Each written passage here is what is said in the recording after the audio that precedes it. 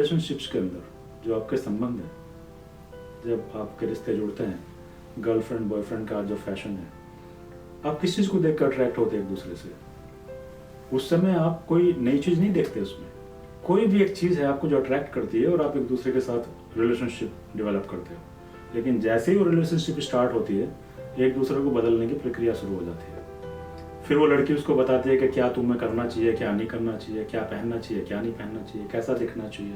और सेम चीज़ वो लड़का भी उस लड़की के अंदर देखना शुरू कर देता है कि ये तुम पे अच्छा लगेगा, ये अच्छा नहीं लगेगा। अगर वो उस मोमेंट को याद करें, जिस मोमेंट में वो रिलेशनशिप का पहला अंकुर उन दोनों के अंदर फूटा था, तब वो बिल्कुल इम्परफेक्ट थे। उनके अंदर वो सारी कमियां थी, लेकिन फिर वो एक दूसरे को ठीक करने के चक्कर में एक दूसरे को स्ट्रेस देना शुरू कर देते हैं और अल्टीमेटली वो रिलेशन एक लेवल के बाद गैप में बदलना शुरू हो जाता है। And then again problem, stress.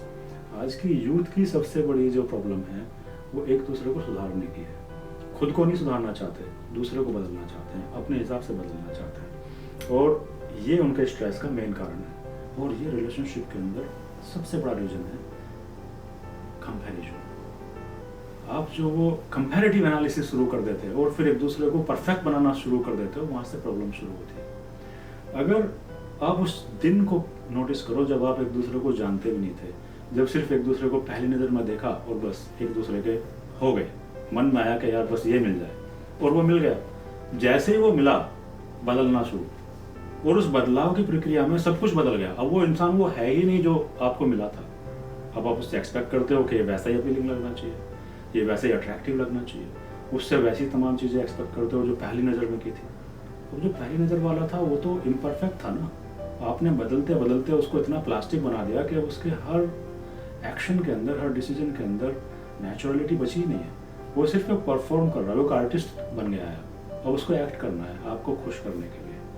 और उसमें हुआ क्या है कि आपके दिलों की दूरियां बढ़ गई। आपके शरीरों की दूरियां तो घट गई, लेकिन दिलों की दूरियां बढ़ गई। और फिर बस एक छोटा सा झटका चाहिए होता है उनको, एक हल्का सा झटका लगा और वो रिलेशन, वो संबंध बिखर गया।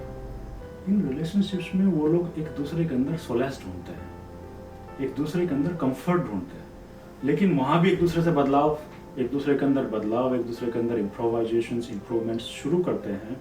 उस प्रक्रिया के अंदर कुछ ना कुछ आपको खोना है, कुछ ना कुछ आपको छोड़ना है, कुछ छोड़ना है और कुछ जोड़ना है। उस पूरी प्रक्रिया के अंदर आप बहुत कुछ छोड़ते चले जाते हो। सबसे जो इम्पोर्टेंट चीज़ थी उसकी सोल, उसकी रोनेस, उस संबंध के अंदर जो खुशबू थी रोनेस की। वो कैसी खुशबू होती है ना, जैसे पहली बारिश पड़ती है आसमान से और ज़मीन में से खुशबू निकलती है, वैसी खुशबू उस पहली नज़र में आदमी महसूस करता है और उस फ्रेग्रेंस में खो जाता है, एक दूसरे की उस खुशबू में डूब जाता है। अब आप लोगों ने तो बिल्कुल प्लास्टिक बना दिया एक दूसरे को, तो खुशबू कहाँ से आएगी, वो महक कहाँ से आएगी? वो तो उस रोनेस के अंदर थी ना, वो उस पर इम्परफेक्शन के अंदर थी।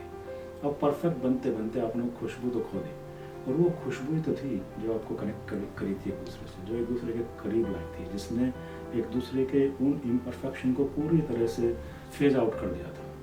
वो आपके फोकस में ही नहीं था, आपके फोकस में सिर्फ वो खुशबू थी। आप उसमें इतना खो गए थे कि आपको एक दूसरे के इम्परफेक्शन, एक दूसरे की कमियां दिखी ही नहीं। लेकिन उसके बाद आपने सिर्फ उनको देखना शुरू कर दिया और खुशबू मिटती चली गई। और फिर एक दिन आया जब कुछ बचा ही नहीं है, सिर्फ प्लास्टिक रह गया। जब आप उन संबंधों के बीच की उस खुशबू को खो देते हो ना, तो वो जीवन मिट जाता है। खुशबू या वो महक आपके जीवन का अस्तित्व है, आपके जीवन का आधार है। खुशबू मिटती है, जीवन मिटता चला जाता है। जिस संबंध के अंदर लाइफ ही नहीं बची, जीवन ही नहीं बचा, वो संबंध ही खत्म हो गया। तुम्हें अपने संबंधों को रिवाइव करना है, अपनी उस महक को, अपनी खुशबू को रिवाइव करना शुरू कर दो, तुम्हारा संबंध अपने आप रिवाइव हो जाएगा। और इसीलिए यहाँ बहुत बड़ा इम्पोर्टेंस हो जाता है आत्मविचार का। इसी को आत्मविचार कहते हैं ना। Introspection is a different thing than आत्मविचार, self inquiry. That is the solution.